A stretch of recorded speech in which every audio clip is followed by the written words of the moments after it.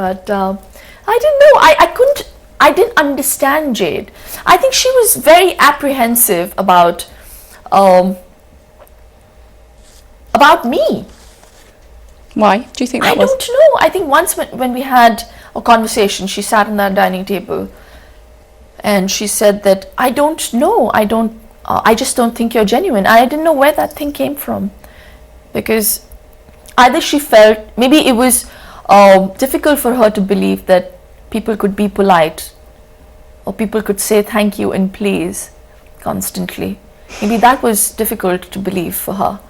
Was it difficult for you at times not to treat her particularly, and the other girls as well, with some disdain, with the way that they were behaving? No. It's really, it's not me to behave like that. And I am honestly telling you this, I didn't behave in a different way because I was in the house surrounded by cameras. That's the way I am. That's the way I would behave even in the outside world. The only difference being that in the Big Brother house, you didn't have a choice but, be there and approach every issue head on. I'm someone who likes to walk away from trouble. You said that, I think I'm right in quoting you here, but who knows, you'll have to tell me, Asians are overly sensitive about issues of honour and respect. Yes. Was that part of the problem in the house? Did you feel that they weren't giving you enough respect? Respect has to be commanded, can't be demanded. And they didn't know where I came from in terms of the way I thought. They didn't know. They had. I think they had apprehensions in even believing that I was a celebrity. They thought it was all an act. I think they said that I was a mole. I was planted in the Big Brother house. I think they made statements like that. Because Big Brother would keep calling me into the diary room, and there were times when I used to be low and upset, and that's the only room where you can just be on your own, not alone. The whole of UK could be. Yeah, we all saw you. Did you ever think about quitting? Pardon me? Did you ever think about quitting, calling it a day, saying that's couple enough? Couple of times. When? Oh, when I reached my lowest ebb, I think, over that chicken cube episode. What was all that about? I have no idea. I have no idea what happened, how it began. If you did go in and sort of give them a little poke, though, didn't you? You said, what's happened to all my Oxo cubes? No, I never used those lines. I'm very, very sensitive about these things. Nothing that was in the house was mine. It was always ours. But I do believe that I had ordered a couple of things. Yeah, I'd ordered the masalas and I'd ordered the chicken cubes. And since I was doing most of the cooking, and it wasn't just for me, it was for everybody.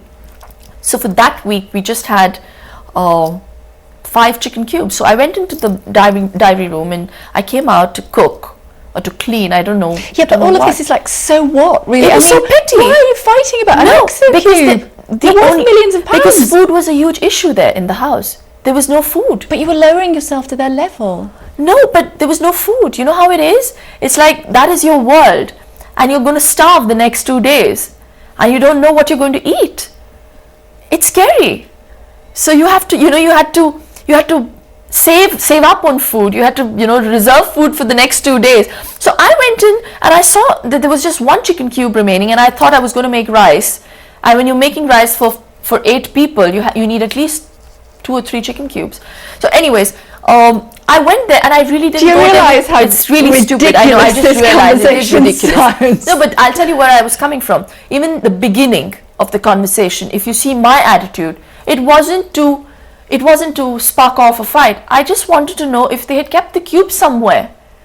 And I didn't, in my wildest dreams, think that they've used up 4 cubes for 3 people.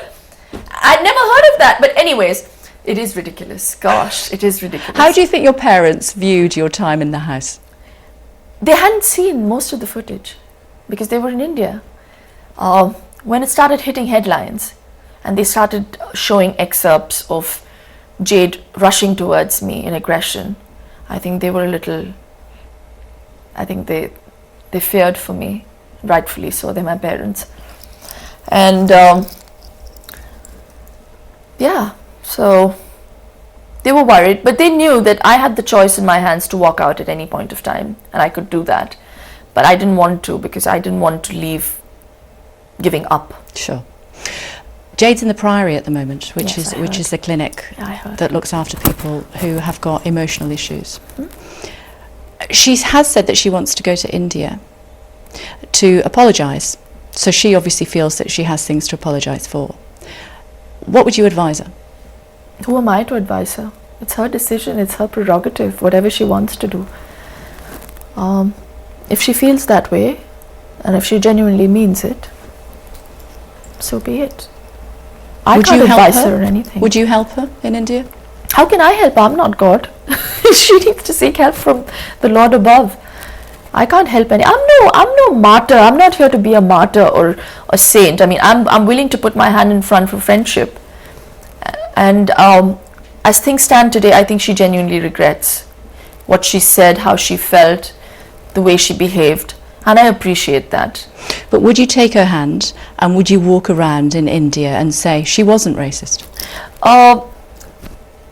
Honestly, Kay, I don't mean to sound politically correct, but I did bury the hatchet the day she hugged me in the Big Brother house. I don't know where all these stories have come up that, she was told about the trouble brewing outside and all of that. I'm not aware of that. I don't know what transpired in the diary room. But the effort that she made was enough for me to forgive her. It was very difficult. I think I did say in the diary room that, an apology is in order. And if she does that, I'm willing to befriend her. And I did just that. Would you welcome her in India? Would you take her to India and say she is not a racist? What she said has been, but would you take her to India and do that? Who am I to do that? Well, would you? I would support her. I'm not going to sit at her press conference. It's for her to do. If that's what she wants to do, I'll support her. I mean, I've done that all along. I really have, and genuinely done that. So that's all. That's the way I feel. I mean, it's not. I'm so sick and tired of talking about Jade that I'm truly fatigued.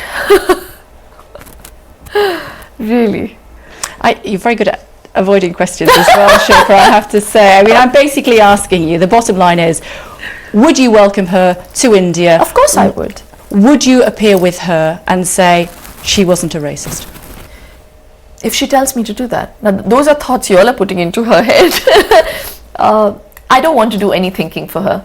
If she says something to me, I will act upon it as and when it happens, and as and when I think, it deems fit. Really. I think that was a yes, I'm not sure. I'm being vague. I know. Because I don't know. These are all very hypothetical questions. I don't know Well, it's not really, because she's actually applied for a visa, but sadly she's ill enough to be in the I don't Priory. want to do anything, Kay, that's going to be out for public display or PR. That's really not my style.